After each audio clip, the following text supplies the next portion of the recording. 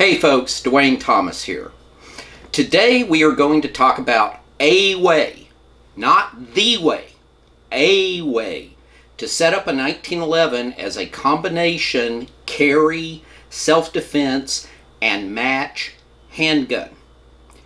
Note to YouTube, we are not telling people how to perform these modifications themselves. This is just a discussion of concepts. Let it be known. Okay, I have been making my living as a gun writer for 30 years. And because I want to give my Patreon subscribers something for their money, what I do over on my Patreon page is I post articles. Some of them are scans of stuff that has been published already in, nationally distributed gun magazines. A lot of it is stuff that I have written myself specifically for Patreon that is not available anywhere else.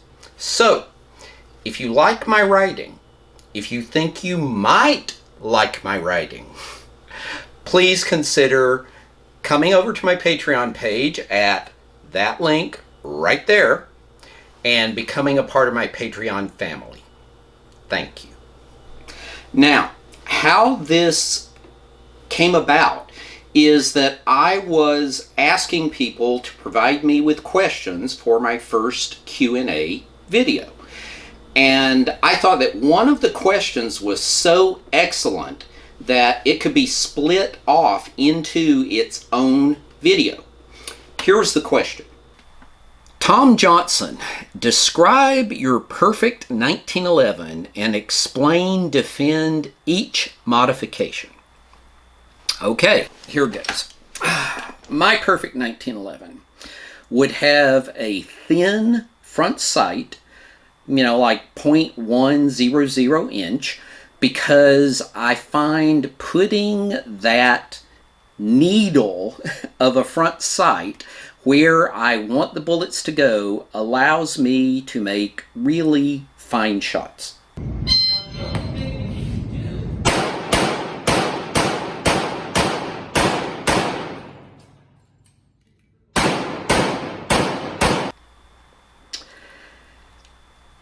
The rear sight would have a notch that is wide and deep, and it would give me what is basically called a 1-to-3 sight picture. Or another way of putting it would be the light bars on either side of the front sight are the exact same apparent width as the front sight when it's centered in the rear notch. Because the human eye likes symmetry, it likes centering things, and that wide open sight picture allows me really largely comparatively unimpeded view of the front sight. If the front sight has sharp edges, you should round them off so that they won't cut up your concealing garment's lining. If the gun will not feed any sort of ammo you want to put through the gun, you probably need to rework the barrel throat. People say, polish that feed ramp.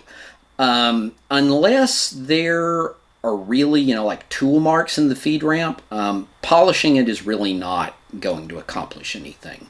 We do it just because we can and it makes us feel better. But what really makes the difference on whether the gun will feed or not is the shape of the barrel throat. Tune and radius the extractor so that it's not putting too much pressure on the cartridge casing, which will not allow it to feed, too little pressure, which will not allow it to extract, and get rid of all the sharp edges so again the gun will feed smoothly. I like a full-length guide rod. Some people say that full-length guide rods make the gun more accurate, they make it more reliable. I do not believe that. The reason that I like the full-length guide rod is because in my experience it makes your recoil spring last about 5 times longer. You think about it, with the stock system, little shorty guide rod and a solid plug, the recoil spring is just snaking around inside the dust cover every time you fire the gun. It works the spring really hard, and it wears out the spring in short order. When you have a full-length guide rod, the spring compresses in a very predictable linear fashion, and your recoil spring lasts about 5 times as long. I respring the gun because when you are firing the gun, a lot of your perception of recoil has to do with the slide overcoming the recoil spring, and with a hammer fired gun also you have to recock the hammer. Now that's more like it. 0.23. So I put my preferred springs in the gun in those areas. For the recoil spring, I go with a Wolf 13-pound variable recoil spring and 17-pound mainspring. I adjust how much pressure it takes to operate the thumb safety. There are, we've all heard, about the 60-40 rule or, the 70-30 rule, whatever. I don't break it down into percentages, but I will say that most good shooters squeeze harder with the support hand and leave your shooting hand relaxed so you can have smooth trigger control.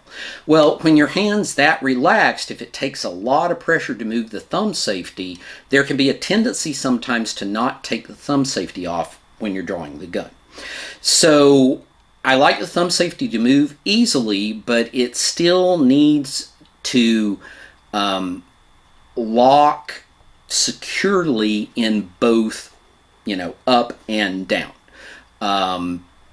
And I think it's especially important that it stays down, just in case, you accidentally bump it with your hand, when you're doing a speed load or whatever. You don't want your gun to suddenly be on safe. Which it could be because, you're flagging your thumb that normally holds the safety lever down high so that your support hand can slide back into place, after the reload. So you want your safety lever to stay down. You want it to move smoothly but easily in both directions and stay where you leave it.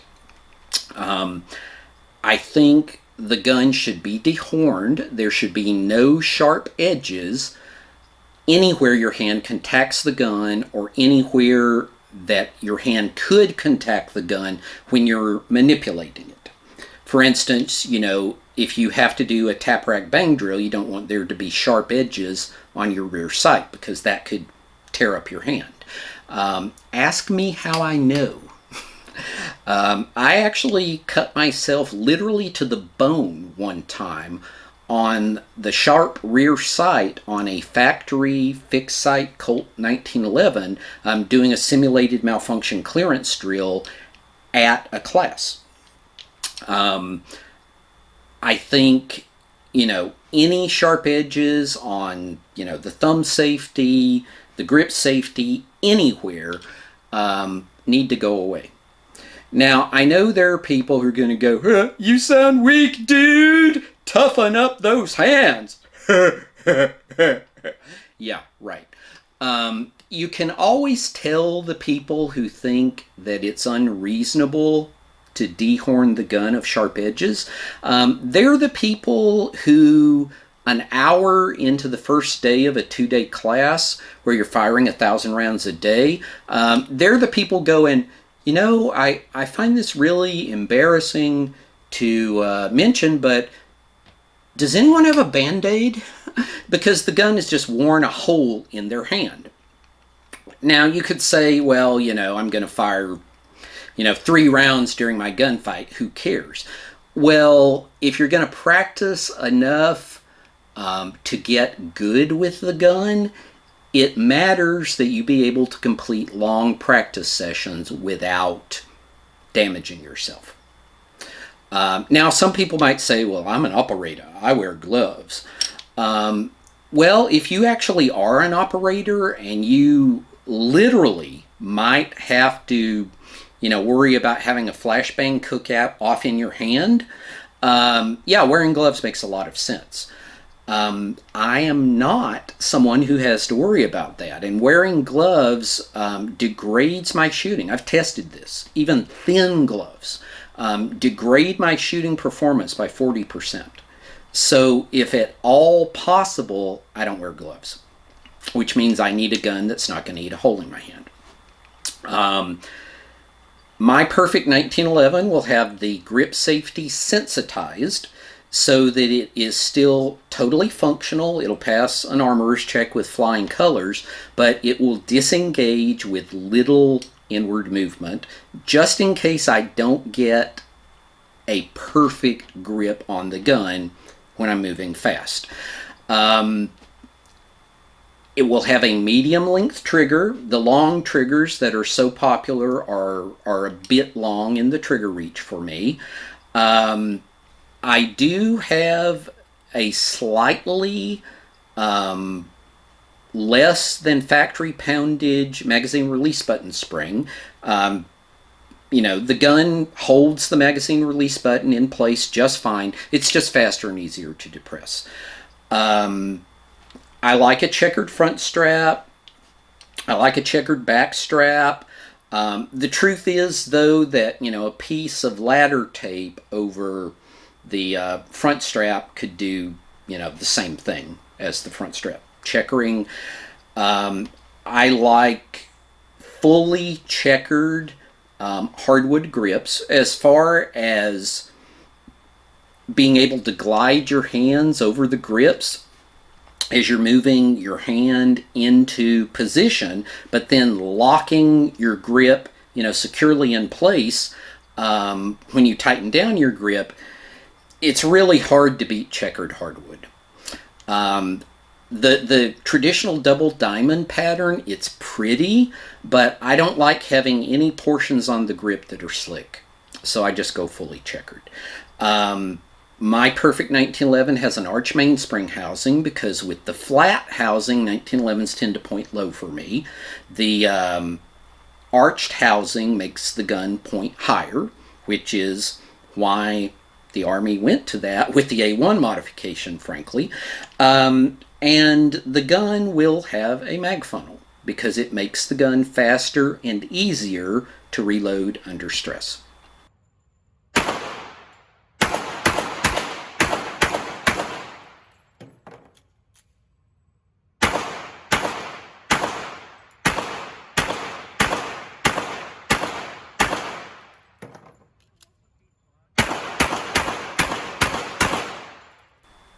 So that, or rather this, is my Perfect 1911. I will also say that my Perfect 1911 will be fairly tightly fitted but smooth. There is a myth going around that loose tolerances are what make a gun reliable. What makes a gun reliable is, as much as possible, the same thing happening every time you pull the trigger. Also, if you have finer tolerances inside the gun will last longer because, the slide and the frame and, the barrel, whacking around inside the slide and inside the bushing are not battering themselves nearly as much every time you fire the gun. If you want a gun, a 1911 that you can fire tens of thousands of rounds and still have it be tight, still have it, be smooth and accurate and reliable, you're probably going to want something along the lines of a custom gun, or get really picky about what factory production guns you will actually buy. So that is my description of my Perfect 1911 and why I choose every feature. Summary. Now, as time goes by, inevitably I will be doing more 1911 videos. Some of them will be guns that belong to me, that I carry. And at that point, I don't want to hear from you guys. Well, you said this was the perfect 1911, and there you are carrying something else. So how could you be doing that if this was perfect? Maybe I shouldn't have used the word perfect, but that was the word that was used in the original question. I could probably say more correctly, this was a superior way to set up a 1911. The truth is that I have 1911s that are set up in a lot of different configurations. I have plain black sights, fiber optic sights, night sights. I've got 9mm, I've got 45s, I've got guns with 5-inch barrels, 4¼ inch barrels, 4-inch barrels, 3.5-inch barrels, 3-inch barrels, single stack, double stack. And the truth is that they are all, each in their own way, really excellent guns. The nice thing, or one of the nice things about the 1911 is the huge number of aftermarket parts and modifications that we can apply to the gun. So, figure out what you want to do to your 1911, what you don't want to do, and turn it into your perfect 1911. Thanks for watching. Recording. Here we go.